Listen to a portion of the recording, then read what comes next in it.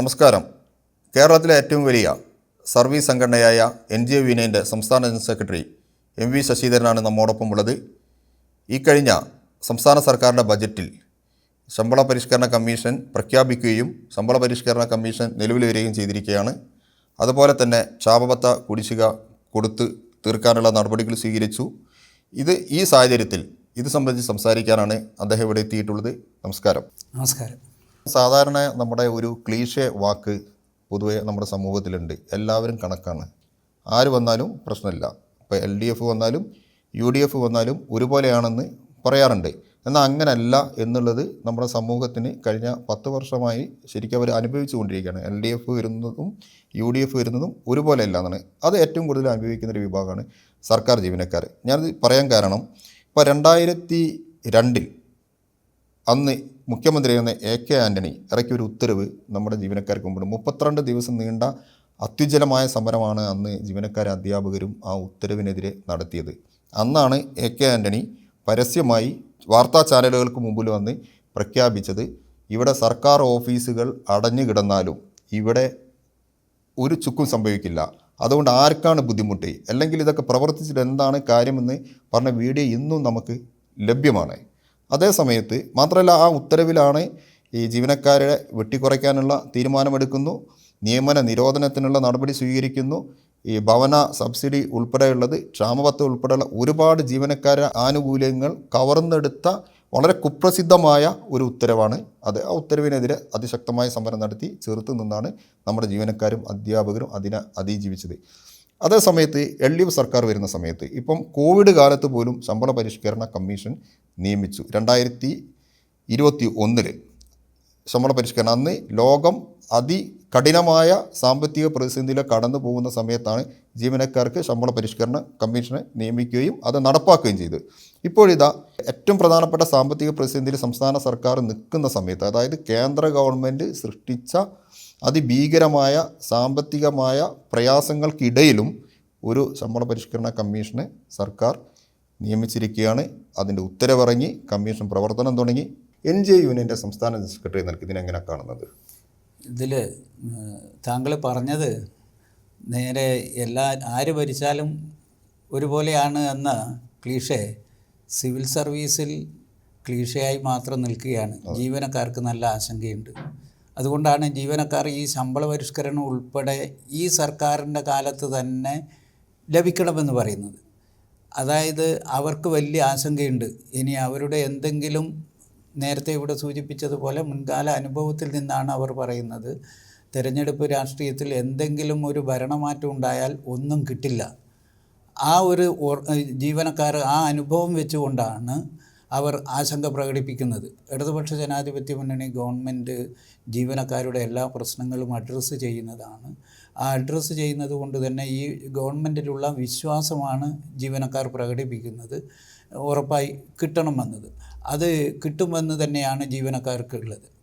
നേരത്തെ താങ്കൾ പറഞ്ഞതുപോലെ 2002 ഒരു അനുഭവം ജീവനക്കാർക്കുണ്ട്. അന്ന് ഒരു എക്സിക്യൂട്ടീവ് ഉത്തരവിലൂടെ GOP 56/2002 ജനുവരി 16 ആ ഉത്തരവ് ഇറക്കിയത്. ആ ഉത്തരവ് ജീവനക്കാർക്ക് കൃത്യമായി അറിയാം. അന്ന് 7ാം ശമ്പള പരിഷ്കരണത്തിൻ്റെ ഭാഗമായി അന്ന് നായനാർ മുഖ്യമന്ത്രി ആയിരിക്കുമ്പോഴാണ് 7ാം ശമ്പള പരിഷ്കരണം നടപ്പിലാക്കി 1/3/97 മുതൽ. ആ ശമ്പള പരിഷ്കരണം നടപ്പിലാക്കിയതിനെ തുടർന്ന് ജീവനക്കാർക്കും അധ്യാപകർക്കും വാരിക്കോരിയാണ് കൊടുത്തത്. അന്ന് ധനമന്ത്രി ശിവദാസ മേനോനായിരുന്നു. വാരിക്കോരി കൊടുത്തതു. അതുകൊണ്ട് ഞങ്ങൾ അത് വന്നാൽ നിയന്ത്രിക്കുമെന്ന് പറയുകയും വന്നതിനെ തുടർന്ന് AK ആൻ്റണി മുഖ്യമന്ത്രി ആയപ്പോൾ ഖജനാവ് കാലിയായിരിക്കുന്നു, അതുകൊണ്ട് ഞങ്ങൾ എല്ലാം നിയന്ത്രിക്കുകയാണ് എന്ന് പറഞ്ഞിട്ടാണ് ജനുവരി 16 ഉത്തരവിറക്കുന്നത്. ആ ഉത്തരവിൽ 27 ആനുകൂല്യങ്ങളും അവകാശങ്ങളുമാണ് കവർന്നെടുത്തത്. അന്ന് പറഞ്ഞത് ഇനി അടിസ്ഥാന ശമ്പളം കൊടുത്താൽ മതി, ക്ഷാമബത്ത കൊടുക്കേണ്ടതില്ല. 88,000 തസ്തികയാണ് അധികമാണ് പറഞ്ഞത് പഠനം നടത്തിയിട്ട്. അതിൽ 4ാമത്തെ ഖണ്ഡികയിൽ പറയുന്നത് ഇനി അടിസ്ഥാന ശമ്പളമേ കൊടുക്കേണ്ടതുള്ളൂ, വേക്കൻസി റിപ്പോർട്ട് ചെയ്യുമ്പോൾ സർക്കാരിൻ്റെ അനുമതി വാങ്ങണം, അല്ലാതെ വേക്കൻസി റിപ്പോർട്ട് ചെയ്യരുത്. ഇപ്പോഴത്തെ നിയമനത്തെക്കുറിച്ച് നമുക്കറിയാം, വലിയ നിയമനമാണ് നടക്കുന്നത്. അത്തരത്തിലുള്ള ഒരു നിലപാടാണ് UDFൻ്റെ ഭരണകാലത്ത് എടുത്തത്. ഇപ്പോഴും ജീവനക്കാർക്ക് സമാനമായ ആശങ്കയുണ്ട്. വി ഡി സതീശൻ പറഞ്ഞത് അന്ന് ആൻ്റണി പറഞ്ഞതിന് സമാനമായ ഒരു ഇതാണ് ഇന്ന് വി ഡി സതീശൻ ബജറ്റ് വന്നപ്പോൾ പറഞ്ഞത്.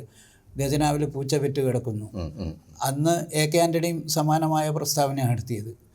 അതിൽ ജീവനക്കാർക്ക് ആശങ്കയുണ്ട്. ജീവനക്കാരെ പിടിക്കുവാനുള്ള ഒരു മുൻകൂട്ടിയുള്ള എറിയലാണ് ഇത് എന്ന് ജീവനക്കാർക്ക് നല്ല ആശങ്കയുണ്ട്.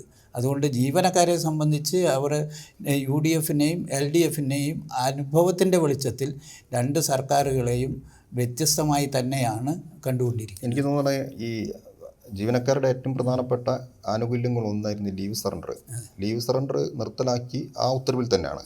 അതുപോലെ ഈ ഭവന വായ്പക്കുള്ള സ്കീം അതും നിർത്തലാക്കി, ഇപ്പോൾ അത് പുനഃസ്ഥാപിച്ചിട്ടുണ്ട്. മാത്രമല്ല ജീവനക്കാരെ ഏറ്റവും കൂടുതൽ ആശങ്കയിലായെത്തിയ ഒന്ന് ഈ പുതുതായി സർവീസിൽ കയറിയ ജീവനക്കാരുടെ പങ്കാളിത്ത പെൻഷൻ. അതായത് ശരിക്ക് ഒരു ഡിസ്പാരിറ്റി കൊണ്ടുവന്നു. ജീവനക്കാർക്കിടയിൽ ഒരു ഓഫീസിൽ തന്നെ ഒരു റൂമിനകത്ത് ഇരിക്കുന്ന രണ്ട് ജീവനക്കാർ രണ്ട് രീതിയിലായിരുന്നു അവരുടെ ഈ ആനുകൂല്യങ്ങൾ പോലും.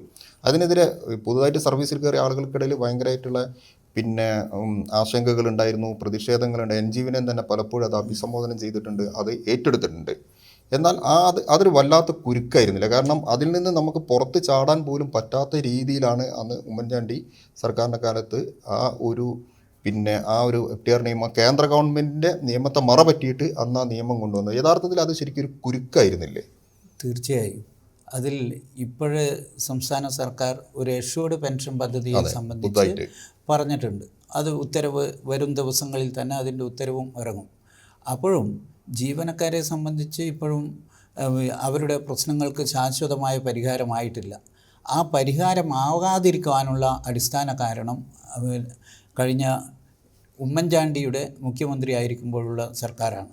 2013 ഏപ്രിൽ 1 മുതൽ സർവീസിൽ വരുന്നവർക്കാണ് പങ്കാളിത്ത പെൻഷൻ പദ്ധതി ബാധകമായിരിക്കുന്നത്. അത്ര വരെ 2011 വരെ ഇടതുപക്ഷ ജനാധിപത്യ മുന്നണി ഗവൺമെൻറ് ആയതുകൊണ്ട് തന്നെ, VS ഗവൺമെൻറ് ആയതുകൊണ്ട് തന്നെ അത് നടപ്പിലാക്കിയില്ല. പിന്നീട് അതിനും സമാനമായ ഒരു രീതിയുണ്ട്. അതായത് ഉമ്മൻചാണ്ടി പ്രതിപക്ഷ നേതാവായിരിക്കുമ്പോൾ തന്നെ പ്രസ്താവന നടത്തിയിരുന്നു. അദ്ദേഹം, എനിക്ക് തോന്നുന്ന ഓർമ്മ ശരിയാണെങ്കിൽ, മാതൃഭൂമി പത്രത്തിലെ എഡിറ്റോറിയൽ പേജിലാണ് ലേഖനം എഴുതിയത്. സർക്കാർ ആശുപത്രിയിൽ ജനിച്ച് സർക്കാർ സ്കൂളിൽ പഠിച്ച് സർക്കാർ ജോലിയും വാങ്ങി ശമ്പളവും പെൻഷനും വാങ്ങി ജീവിക്കുന്ന കാലം ഇനി അധിക കാലം മുന്നോട്ട് പോവില്ല എന്ന്. അതിലെല്ലാം വേണ്ടെന്നാണ്. അതായത് സർക്കാർ ആശുപത്രി വേണ്ട, സർക്കാർ അവരാണ് ഇപ്പം ഈ സർക്കാർ ആശുപത്രികൾക്കെതിരെ സമരം ചെയ്യുന്നത്. ആണ്. അധികാരത്തിൽ വന്ന ഉടനെ തന്നെ ആരുടെയോ ഒരു കഷ്ടകാലത്തിന്, ജനങ്ങളുടെ കഷ്ടകാലത്തിന് ഒരു സീറ്റ് ഭൂരിപക്ഷത്തിൽ 2011 അധികാരത്തിൽ വന്നു. അധികാരത്തിൽ വന്ന ഉടനെ തന്നെ ചെയ്തത് സർക്കാർ ആശുപത്രിയെല്ലാം പൂട്ടി, സർക്കാർ സ്കൂളെല്ലാം പൂട്ടി. അവസാനം നമ്മൾ കോഴിക്കോട് മലാപ്പറമ്പ് സ്കൂള് എല്ലാം കണ്ടതാണ്. നമ്മൾ ഏറ്റെടുത്തു, പൂട്ടിയെടുത്തതാണ്. കുട്ടികളെ റോഡിലിറക്കി നിർത്തേണ്ടി വന്നു. അവിടുന്നാണ് അന്ന് രവീന്ദ്രൻ സാറായിരുന്നു വിദ്യാഭ്യാസ മന്ത്രി. പൊളിച്ചു, കോടതി വിധി വാങ്ങി പൊളിച്ച്. അവിടുന്നാണ് കുട്ടികളെ കലക്ട്രേറ്റിൽ നിന്ന് വാഹനം വന്നിട്ട് കലക്ട്രേറ്റ് കോൺഫറൻസ് ഹാളിൽ കൊണ്ടുപോയാൽ പഠിപ്പിച്ച്. ഇപ്പോൾ സ്കൂളിൽ പോയി നോക്കണം, ഏറ്റവും മികച്ച പൊതുവിദ്യാലയം. അങ്ങനെ വിദ്യാലയങ്ങളെ അടച്ചുപൂട്ടി. അതുപോലെ തന്നെ നിയമന നിരോധനം ഏർപ്പെടുത്തി. ഇനി സർക്കാർ ജോലി കിട്ടില്ല. നിയന്ത്രണം, ക്ഷാമബത്തെയും അടിസ്ഥാന ശമ്പളത്തിലും നിയന്ത്രണം ഏർപ്പെടുത്തി. ഒടുവിൽ പെൻഷൻ 1/4/2013 മുതൽ പെൻഷനും പങ്കാളിത്ത പെൻഷനാക്കി. അക്ഷരാർത്ഥത്തിൽ ഉമ്മൻചാണ്ടി പ്രതിപക്ഷ നേതാവായിരിക്കുമ്പോൾ പറഞ്ഞ കാര്യം അക്ഷരാർത്ഥത്തിൽ 3 കൊല്ലത്തിനുള്ളിൽ പൂർണ്ണമായും നടപ്പിലാക്കി. സർക്കാർ ആശുപത്രി പൂട്ടി, സ്കൂള് പൂട്ടി, ശമ്പളവും പെൻഷനും മുടങ്ങുന്ന സ്ഥിതി വന്നു, പെൻഷൻ ഇല്ലാതാക്കി. അതിൻ്റെ ഭാഗമായിട്ടാണ് 2013 ഒക്ടോബർ 11-നും നവംബർ 12-നുമായിട്ട് ഈ ഉമ്മൻചാണ്ടിയുടെ, നമ്മുടെ അന്ന് ധനകാര്യ അഡീഷണൽ ചീഫ് സെക്രട്ടറി ആയിരുന്ന V. സോമനാഥൻ, PFRDയുടെ സബ്സിഡിയറി സ്ഥാപനങ്ങളായ ഫണ്ട് കൈകാര്യം ചെയ്യുന്ന NPS ട്രസ്റ്റുമായിട്ടും റെക്കോർഡ് കീപ്പിംഗ് ഏജൻസിയായ NSDL-ഉമായിട്ട് എഗ്രിമെൻ്റ് ഉണ്ടാക്കിയിട്ടുണ്ട്. അതുകൊണ്ടാണ് ഉമ്മൻചാണ്ടി പറഞ്ഞത്, ഒരാൾക്കും, അന്ന് മുഖ്യമന്ത്രി പിണറായി വിജയൻ ആയതിനു ശേഷം പറഞ്ഞു, പിണറായി വിജയനല്ല ആര് വിചാരിച്ചാലും ഇതിൽ നിന്ന് പിൻവാങ്ങാൻ കഴിയില്ല. വളരെ കൃത്യമായ എഗ്രിമെൻ്റ് ഒപ്പിട്ടിട്ടാണ് പോയത്. അതാണ് ഞാൻ ചോദിച്ചത്, കുരുക്കായിരുന്നു. അതുകൊണ്ട് തന്നെയാണ് ഇപ്പോഴും നിയമക്കുരുക്കുണ്ട്. ചില ആളുകൾ ഞങ്ങളോട് ചോദിക്കാറുണ്ട്, ഞങ്ങളുടെ പ്രക്ഷോഭത്തിൽ ഞങ്ങൾ PFRDA നിയമം പിൻവലിക്കുക എന്ന് പറയാറുണ്ട്. അങ്ങനെ പറയുമ്പോൾ ചില ആളുകൾ ചോദിക്കലുണ്ട്, സംസ്ഥാനത്തിന് നിയമം ഉണ്ടാക്കിയാൽ പോരെ? ആർട്ടിക്കിൾ 309 അനുസരിച്ച്, ഭരണഘടന ആർട്ടിക്കിൾ 309 അനുസരിച്ച് നിയമം ഉണ്ടാക്കിയാൽ അത് നിലനിൽക്കില്ലേ എന്ന് ചോദിക്കാറുണ്ട്. പക്ഷേ ഞങ്ങൾ പറയുന്ന അതിലും ഒരു കുരുക്കുണ്ട്. കുരുക്ക് എന്താണെന്ന് വിചാരിച്ചാൽ, ഒരേ കാര്യത്തിന് 2 നിയമം ഉണ്ടെങ്കിൽ, കേന്ദ്ര നിയമവും സംസ്ഥാന നിയമവും ഉണ്ടെങ്കിൽ നിയമപരമായി കേന്ദ്ര നിയമം മാത്രമേ നിലനിൽക്കുകയുള്ളൂ. PFRDA നിയമം ബാധകമായ ഇന്നത്തെ ഒരു ജീവനക്കാരന് പുതിയ നിയമം ഉണ്ടാക്കിയാലും അത് നിയമക്കുരുക്കിലേക്ക് കോടതിയിൽ ചോദ്യം ചെയ്യപ്പെട്ടു പോയാൽ PFRDA പ്രകാരമുള്ള NPS ബാധകമാക്കേണ്ടി വരും. ആ കുരുക്ക് ഇപ്പോഴും ഉണ്ട്. അതിന് ഉദാഹരണമാണ് ഞങ്ങൾ ചർച്ച ചെയ്യുന്നതാണ്. 2024 വിദ്യാഭ്യാസ മേഖലയിൽ പ്രവൃത്തി ദിവസം 220 പ്രവൃത്തി ദിവസം കിട്ടുന്നതിന് വേണ്ടി 25 ശനിയാഴ്ചകൾ പ്രവൃത്തി ദിവസമാക്കിയിട്ട് വിദ്യാഭ്യാസ വകുപ്പ് ഉത്തരവിറക്കിയപ്പോൾ അതിനെതിരെ ചില ആളുകൾ കോടതിയിൽ പോയി. ചില അധ്യാപക സംഘടനയും ചില അധ്യാപകരും കുട്ടികളെ ഉപയോഗിച്ചിട്ട് അന്ന് അവർ പറഞ്ഞത്, ആ നിയമം ഉണ്ടാക്കിയത്, ശനിയാഴ്ച പ്രവൃത്തി ദിവസമാക്കിയത് KERലെ, കേരള എഡ്യൂക്കേഷൻ ആക്ട് ആൻഡ് റൂൾസിലെ ചാപ്റ്റർ 7 റൂൾ 3 പ്രകാരം 220 ദിവസം എത്തിക്കുന്നതിനാണ്. എന്നാൽ അതിനെ കോടതി പോയവർ പറഞ്ഞത്, കേരളത്തിൽ റൈറ്റ് ടു എഡ്യൂക്കേഷൻ ആക്ട് 2009 കേന്ദ്ര ഗവൺമെൻറ് പാസ്സാക്കിയത് ഇവിടെ പ്രാബല്യത്തിൽ വന്നു. അതുകൊണ്ട് അതാണ് നിൽക്കുക, അത് പ്രകാരം KER അല്ല. കോടതി പരിശോധിച്ചു, കോടതി ഉത്തരവിറക്കി. ഈ രണ്ടും ആർട്ടിക്കിൾ 254 അനുസരിച്ച്, ഭരണഘടനയുടെ ആർട്ടിക്കിൾ 254 അനുസരിച്ച് 2 കേന്ദ്ര നിയമവും സംസ്ഥാന നിയമവും തമ്മിൽ കോൺഫ്ലിക്റ്റ് വന്നാൽ കേന്ദ്ര നിയമം നിലനിൽക്കും. അതുകൊണ്ട് KER പ്രകാരമുള്ള പ്രവൃത്തി ദിവസം നിൽക്കില്ല. അത് റദ്ദ് ചെയ്തു കോടതി. സമാനം തന്നെയാണ് ഇവിടെ. താങ്കൾ പറഞ്ഞതുപോലെ കുരുക്ക് അങ്ങനെയാണ് വരുന്നത്. ആ കുരുക്ക് ഇപ്പോഴും നിലനിൽക്കുന്നുണ്ട്. ആ കുരുക്കിൽ നിന്ന് നിലനിൽക്കുമ്പോൾ പോലും നമ്മൾ കാണേണ്ടത് അങ്ങനെയാണ്.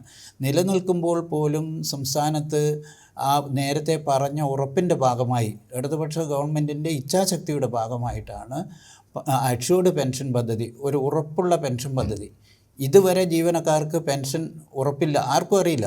NPS ബാധകമായ ആർക്കും അറിയില്ല അവർക്ക് എത്ര പെൻഷൻ കിട്ടും. അതെല്ലാം ഓഹരി കമ്പോളത്തിൻ്റെ ഗ്രോത്ത് ലോസ് അനുസരിച്ച് മാറിക്കൊണ്ടിരിക്കും. ഇപ്പോൾ ഉറപ്പായി പെൻഷൻ കിട്ടും. ഇനി അടുത്ത ഘട്ടത്തിലേക്ക് പോകാൻ എളുപ്പമാണ്. ഞങ്ങൾ സംഘടനാ പ്രവർത്തകർ ഇതുകൊണ്ട് മാത്രമല്ല, പഴയ പെൻഷൻ പദ്ധതിയിലേക്ക് തന്നെ പോകണം എന്ന അഭിപ്രായക്കാരാണ് ഞങ്ങൾ. OPSലേക്ക് തന്നെ പുനഃസ്ഥാപിക്കണം.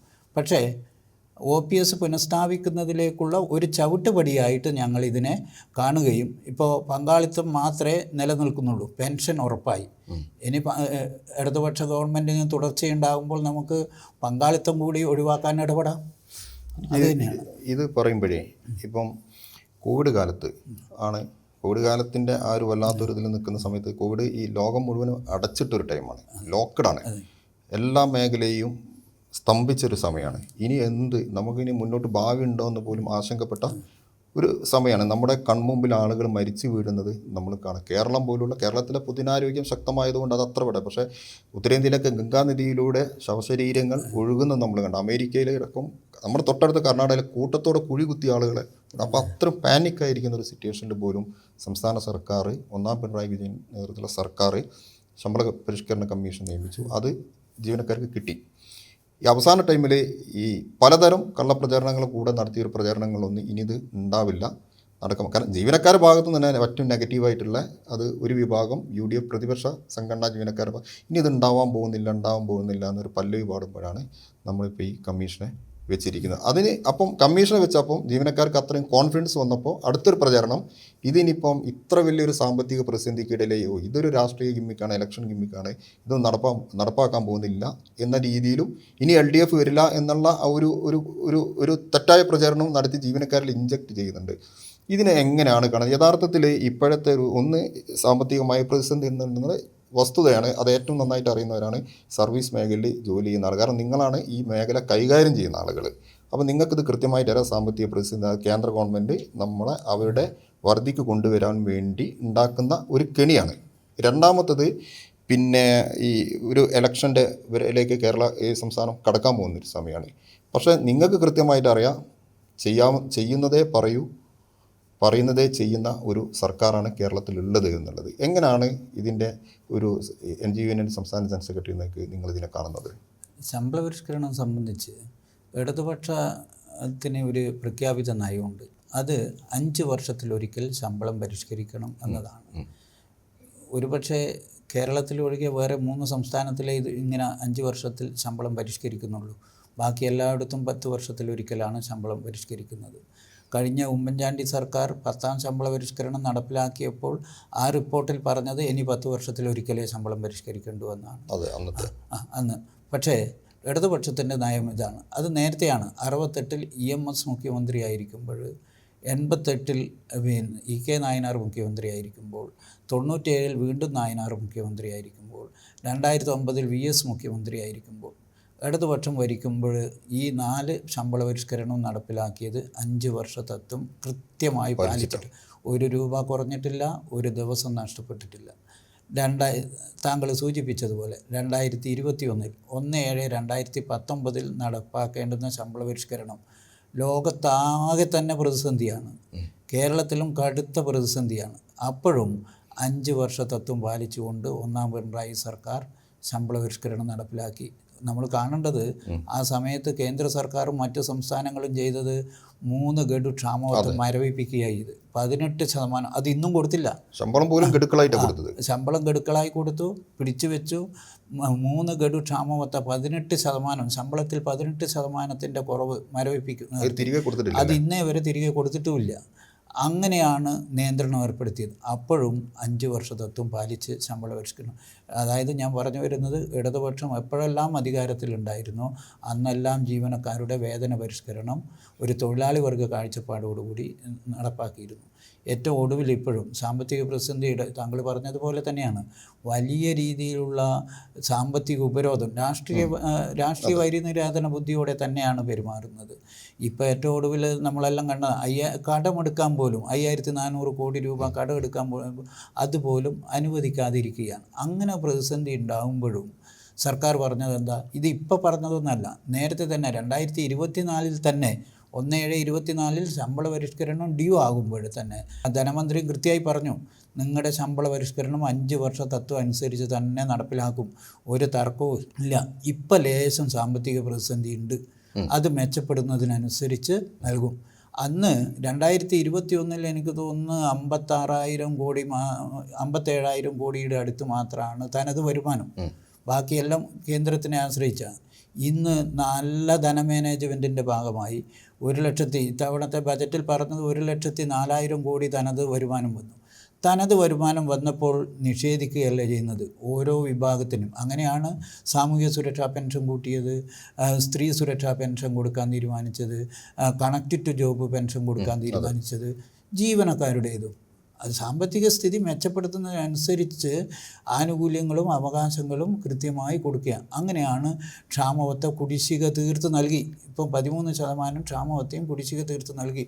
2024-ൽ അന്ന് മുഖ്യമന്ത്രി പറഞ്ഞാണ്, ചട്ടം 300 പ്രകാരവും പറഞ്ഞു, കൃത്യമായി ഈ പറഞ്ഞതുപോലെ ചെയ്യാൻ പറ്റുന്നതേ പറയൂ, പറഞ്ഞതെല്ലാം ചെയ്തിട്ടുണ്ട് എന്നൊരു അനുഭവം ജീവനക്കാർക്കും. പ്രോഗ്രസ് റിപ്പോർട്ട് പോലും നമ്മൾ അടിച്ചിറക്കിയ സംസ്ഥാനം. അതെ, ജീവനക്കാരെ സംബന്ധിച്ചും ഈ കാര്യങ്ങളൊക്കെ, പറഞ്ഞിരിക്കുന്ന കാര്യങ്ങളൊക്കെ നടപ്പിലാകാൻ വൈകലുണ്ടായത് സംസ്ഥാന സർക്കാർ നിഷേധിച്ചത് കൊണ്ടല്ല, കേന്ദ്ര സർക്കാർ സ്വീകരിച്ച നയത്തിൻ്റെ ഭാഗമാണ്. മലയാള മനോരമ പത്രം സൂക്ഷ്മദർശിനി വെച്ച് നോക്കിയത് ശമ്പളം എപ്പോഴാണ് മുടങ്ങുന്നതെന്ന് നോക്കിയതാണ്. ശമ്പളം മുടങ്ങും പറഞ്ഞിട്ടാണ്.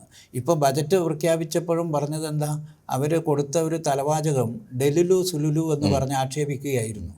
എന്നാൽ ഈ ക്ഷാമബത്തയൊന്നും കിട്ടില്ല, ശമ്പള പരിഷ്കരണ കമ്മീഷനൊന്നും വരില്ല എന്ന് പറഞ്ഞെടുത്തതാണ്. ഇപ്പോൾ വന്നപ്പോൾ അവർക്കത് സംബന്ധിച്ച ഒരു പ്രതികരണവുമില്ല. ഇതാണ് സർക്കാരിൻ്റെ ഒരു ഇച്ഛാശക്തിയും നിലപാടുമാണ് ഇതിൽ പ്രധാനം. ഇത് നമ്മൾ പറയുമ്പോഴേ ഈ ജീവനക്കാരുടെ പ്രതിബദ്ധത എന്ന് പറയുന്ന ഒന്നുണ്ട്. പലപ്പോഴും പൊതുസമൂഹത്തിൻ്റെ ഇടയിൽ എപ്പോഴും അവർ ഭയങ്കര സെൻസിറ്റീവാണ്. ഒന്നും നടക്കുന്നില്ല, സർക്കാർ ഓഫീസുകളിൽ പോയാൽ കൈക്കൂലി കൊടുക്കണം, അല്ലെങ്കിൽ സ്വാധീനമുള്ളവർക്ക് അവിടെ കാര്യങ്ങൾ നടക്കുന്നുള്ളൂ എന്നുള്ള, അത് ചില ആളുകൾക്ക് അത്ര അനുഭവങ്ങൾ ഉണ്ടായിട്ടുണ്ട്, സ്വാഭാവികമാണ്, നമ്മളൊരു പൊതുസമൂഹമാണ്. പക്ഷെ നമ്മൾ സർക്കാർ ജീവനക്കാരുടെ പ്രതിബദ്ധത ഏറ്റവും നന്നായിട്ട് കണ്ടത് പ്രളയകാലത്താണ്. സാലറി ചലഞ്ചിലൂടെ 1 മാസത്തെ ശമ്പളമാണ് ജീവനക്കാർ സർക്കാരിലേക്ക് കൊടുത്തത്.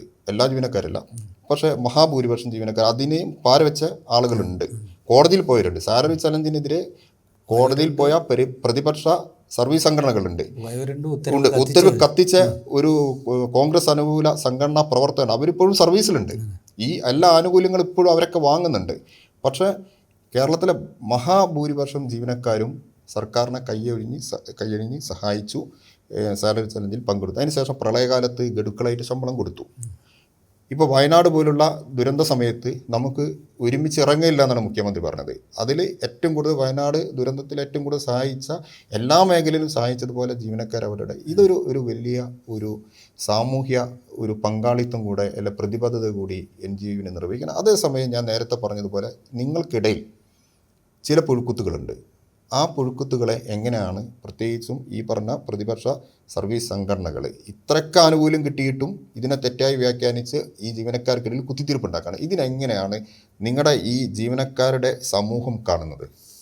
ജീവനക്കാരുടെ സമൂഹം താങ്കൾ പറഞ്ഞതുപോലെയാണ്.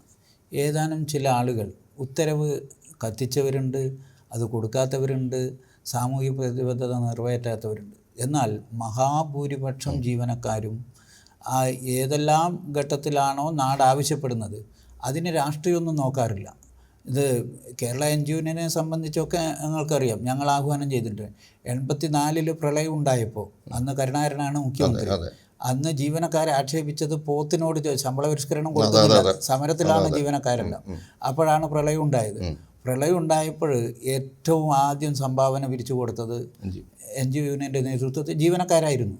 NGO-ന് നേതൃത്വം കൊടുത്തേ ഉള്ളൂ. എല്ലാ ജീവനക്കാരും സുനാമി കാലത്ത് സഹായിച്ചു. സുനാമി കാലത്തും അന്ന് ഞങ്ങളെ പ്രതികാര നടപടിയാണ് ഈ നേരത്തെ പറഞ്ഞ 32 ദിവസത്തെ സമരത്തെ തുടർന്ന് ഞങ്ങൾക്കെതിരെ കടുത്ത പ്രതികാര നടപടി സ്വീകരിക്കുമ്പോഴും NGO യൂണിയനും FSCTO സംഘടനകളും ആഹ്വാനം ചെയ്യുകയും ജീവനക്കാരെല്ലാവരും ഏറ്റെടുത്തു. സർക്കാർ ആഹ്വാനം ചെയ്തപ്പോൾ അത് അങ്ങനെ തന്നെ നടപ്പിലാക്കാൻ മുന്നിൽ നിന്നു. അന്ന് ആരും ഉത്തരവ് കത്തിക്കാൻ പോയില്ല, മുന്നിൽ നിന്നു, അന്ന് സഹായിച്ചു. കോടതിയിലും പോയിട്ടില്ല.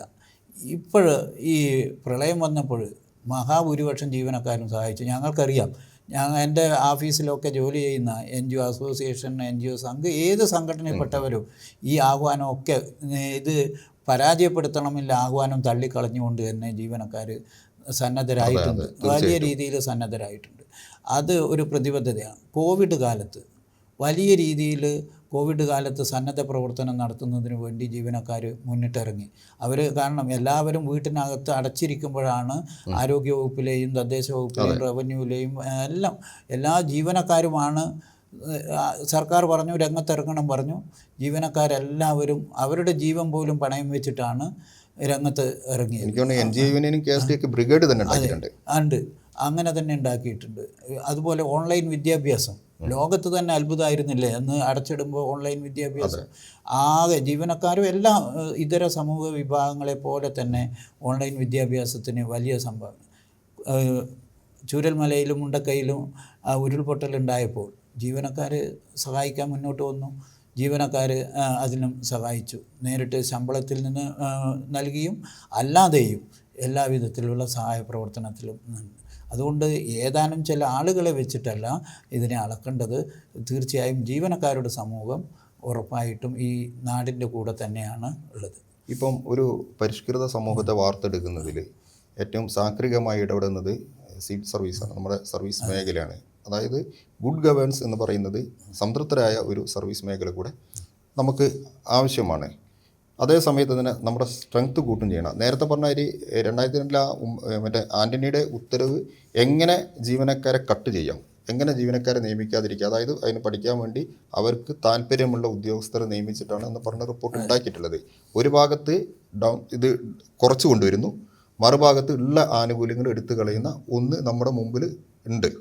പക്ഷേ ഇപ്പം കഴിഞ്ഞ 10 വർഷമായി നിങ്ങളുടെ ഈ സർവീസ് മേഖല ശക്തിപ്പെടുത്തുന്നതിന് വേണ്ടി ശരിക്ക് പ്രതീക്ഷിത ഒഴിവുകൾ പോലും കണ്ടെത്തി സർക്കാർ നിയമനം നടത്താണ്, PSC വഴി നിയമനം നടത്താണ്.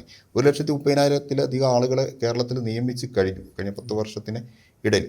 അതിനേക്കാളും വളരെ പ്രധാനപ്പെട്ട കഴിഞ്ഞ ദിവസത്തെ മന്ത്രിസഭാ യോഗത്തിലെടുത്ത തീരുമാനം PSC നിയമനങ്ങൾക്കുള്ള പ്രായപരിധി 40 വയസ്സാക്കി വർദ്ധിപ്പിച്ചു. അതുപോലെ പ്രത്യേക വിഭാഗം SC ST വിഭാഗം OBCക്കുള്ള അതിനനുസരിച്ചുള്ള വർധനവും വന്നിട്ടുണ്ട്.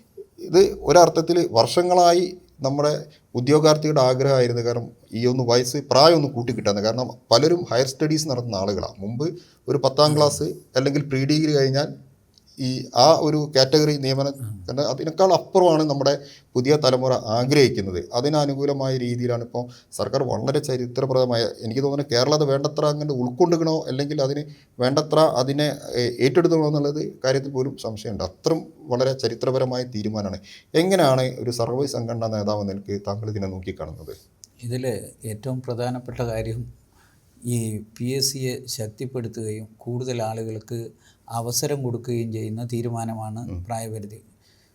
നാം കാണേണ്ടത് ഇന്ത്യയിൽ കേരളം ഒഴിച്ചുള്ള എല്ലാ സംസ്ഥാനങ്ങളിലും കേന്ദ്ര സർവീസിലും നിയമനം തന്നെ വെട്ടിച്ചുരുക്കി കൊണ്ടുവരുന്ന ഘട്ടത്തിലാണ് ഇവിടെ കൂടുതൽ സാധ്യത തുറന്ന്.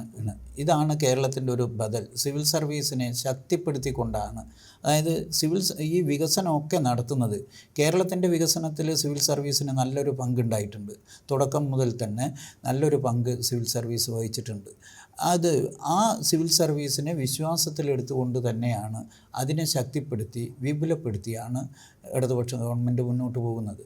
അതാണ് താങ്കൾ സൂചിപ്പിച്ചതുപോലെ 2016 മെയ് 21 മുതൽ ഈ 2026 ഫെബ്രുവരി 23 വരെയുള്ള കണക്കനുസരിച്ച് 3,09,373 പേർക്ക് PSC അഡ്വൈസ് കൊടുത്തു. വലിയ നമ്പറാണ്. അതുകൊണ്ടാണ് UPSC പറഞ്ഞത്, യൂണിയൻ പബ്ലിക് സർവീസ് കമ്മീഷൻ പറഞ്ഞത്, ഇന്ത്യയിൽ നടക്കുന്ന ആകെ നിയമനത്തിൻ്റെ 60% കേരളത്തിലാണ് എന്ന് പറഞ്ഞത്. അത്രമാത്രം നിയമനം കേരളത്തിൽ നടക്കുന്നുണ്ട്. അത് സിവിൽ സർവീസിനെ വിശ്വാസത്തിലെടുത്തുകൊണ്ടാണ്. എല്ലായിടത്തും നിയമന നിരോധനം നടക്കുക. ഇപ്പോൾ ഉള്ള അപകടം മനസ്സിലാക്കേണ്ടത്, നേരത്തെ ഇത് പറയുമ്പോൾ കൂടി ശ്രദ്ധിക്കണം. രമേശ് ചെന്നിത്തല കഴിഞ്ഞ ദിവസം പറഞ്ഞിട്ടുണ്ട് K-ഫോണുമായി ബന്ധപ്പെട്ടിട്ട് സർക്കാർ ഇനി ഫെസിലിറ്റേറ്ററുടെ റോള് വഹിച്ചാൽ മതിയെന്ന്. ഫെസിലിറ്റേറ്ററുടെ റോള് വഹിച്ചാൽ മതി എന്ന് പറഞ്ഞാൽ നിയമനം വേണ്ട, സിവിൽ സർവീസ് വേണ്ട എന്നതാണ് അതിൻ്റെ പച്ച മലയാളം. അതായത് നവലിബറൽ നയത്തിൻ്റെ ബേസ് എന്ന് പറയുന്നത് സർക്കാർ ഇടപെടേണ്ട, ധനമൂലധനം ചെയ്തുകൊള്ളുമെന്നാണ്. സർക്കാർ ഇടപെടുന്നത് സിവിൽ സർവീസിലൂടെയാണ്.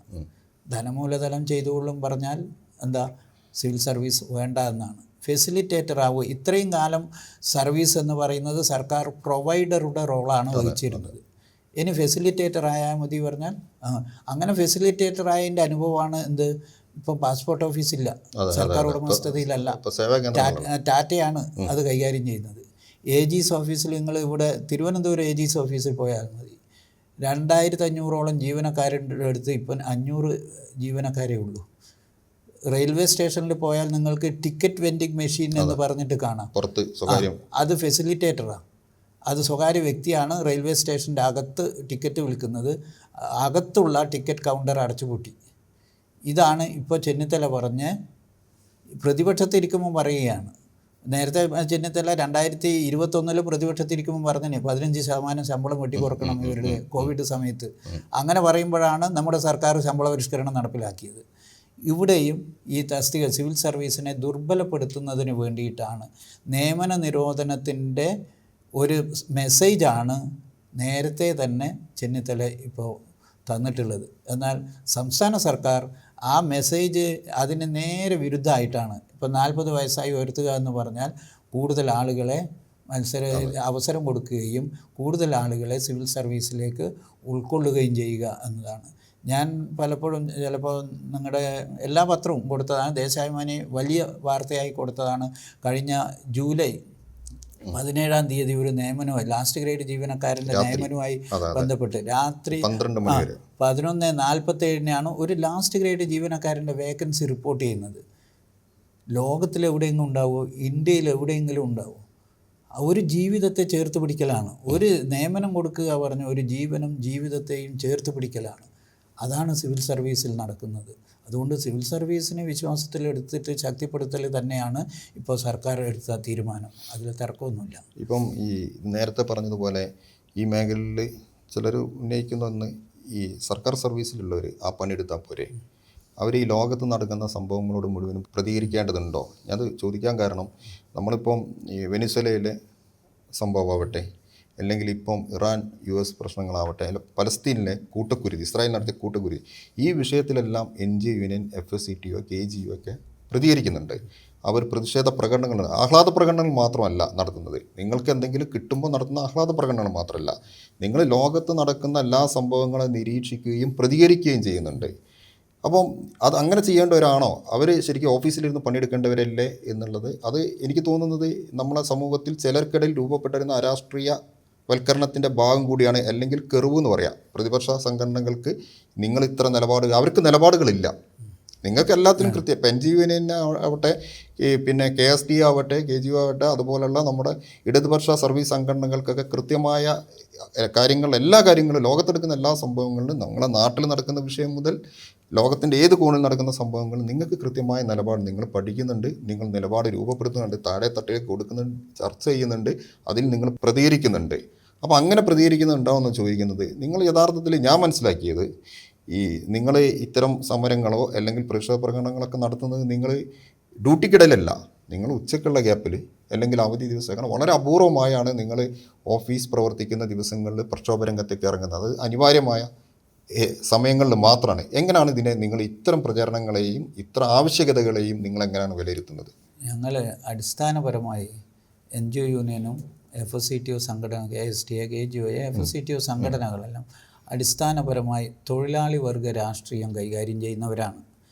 ലോകത്ത് എവിടെയും ഒരു തൊഴിലാളിക്ക്, ഒരു പണിയെടുക്കുന്നവന് ഒരു ബുദ്ധിമുട്ടുണ്ടായാൽ അത് സ്വന്തം വേദനയായിട്ട് തിരിച്ചറിയുന്നവരാണ്.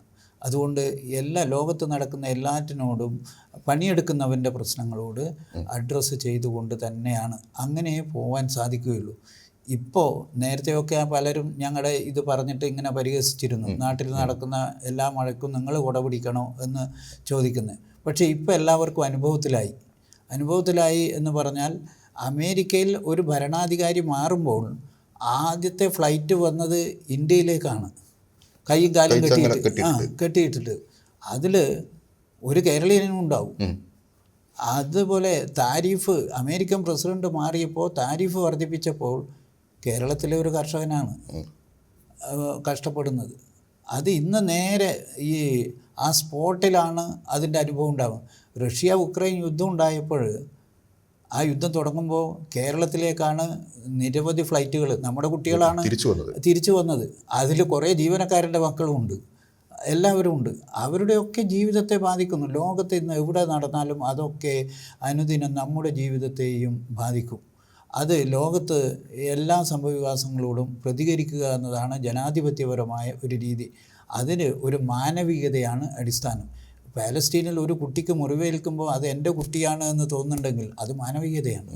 അല്ലാതെ അത് എന്തോ നടന്നോട്ടെ എന്നതല്ല, എനിക്കെത്ര കിട്ടും എന്നതല്ല നമ്മുടെ അടിസ്ഥാനം.